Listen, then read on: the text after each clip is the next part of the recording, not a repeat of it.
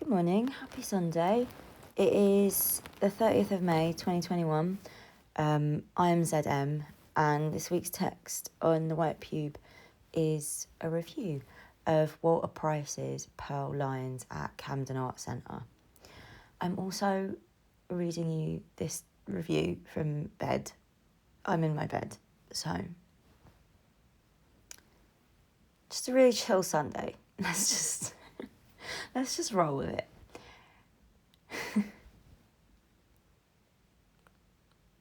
It's Sunday and I am ready for life.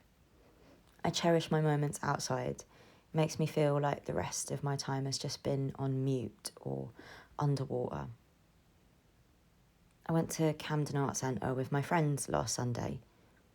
That feels so emotional to write and say. I love my friends. I nearly cried when I heard my friends' voices in person around me rather than flattened through headphones on FaceTime. Friendly, intimate contact, an arm around my shoulders or tapping my hand with urgency as punctuation for a story. I love my friends. So, through the rain. Upstairs in the main space at Camden Art is Pearl Lines by Walter Price. I think the Camden Art building from the inside has the same vibes as the house in Parasite. Sleek and bougie, too quiet. The main gallery space can feel like a minimalist cave sometimes. The work was a series of paintings and drawings, all neat regimented sizes with colour and mark throbbing out off their stark white backgrounds. According to the wall text, the main body of the work came out of Price's residency at Camden Art back in early 2020. The residency was a little incubator space for experimentation and expansion, and the work that popped out of it is sat happily alongside other works made in New York against the backdrop of the first wave COVID lockdown. When you first walk in, there are these big drawings on paper, all neatly hung up on their white frames. All neatly hung up in their white frames. They sketch out the idea of objects, landscapes, people and things. None of them feel committal. I'd like to think they've got this nervous and excited energy, like they are vessels holding on to image making that moves too quick for the speed of a body.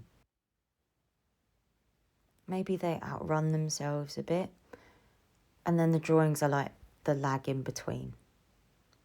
These big drawings have got a happy, spacious sensibility that I want to shrink down to the size of my hands and carry back to my bedroom. I want to wear these drawings on enormous billowing silk, as a scarf, as a big dress, as palazzo pants. On the side walls are drawings at a smaller scale. They feel even hastier, like practice or warming up. I am glad they sit next to the big ones though, because maybe I can warm up too. In the room to the side, there's actual paintings. These are small and laptop screen sized, so they don't intimidate me as much as the big boys in the other room, but they have this commanding kind of colour that feels alien, that pinches.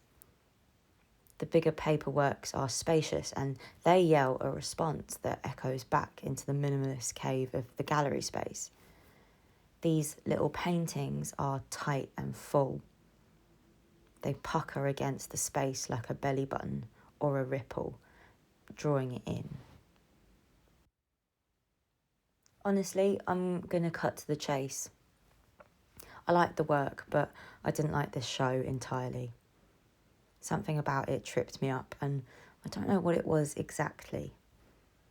Maybe it was the circumstances, and this was just bad event planning on my end. This wasn't a Sunday with the gals kind of show. It was too empty to facilitate the sociability of that as a mood. This show is a weekday morning when you don't take out your headphones. It's a stop, an interlude on your way somewhere else. Maybe I am also too brand new for a show that operates this formally. After a year just sliding down the Instagram Explore page, I'm probably not emotionally equipped for colour and form that's not backlit or handheld. Maybe I'm at image capacity and I just want to experience something. Or maybe I just hate art now and I've got the ick. That's always a strong possibility. I just don't know what to do with myself. I'm a critic that likes the content but hates the casing. And I've got to somehow articulate the complexity of that feeling in around 1,000 words.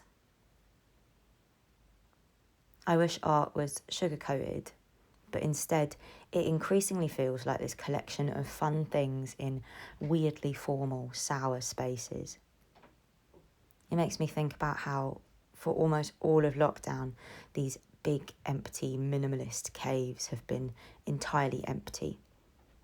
While we have all been through the turbulence of grief and mayhem, these spaces have just been on pause.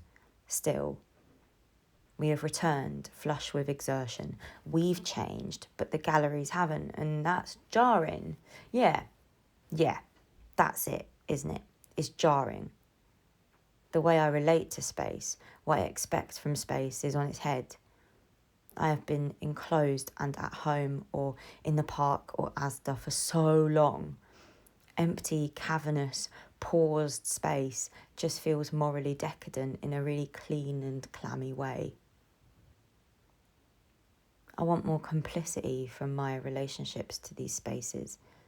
I want some fucking sympathy or kinship in knowing that we've all just participated in this turbulence together.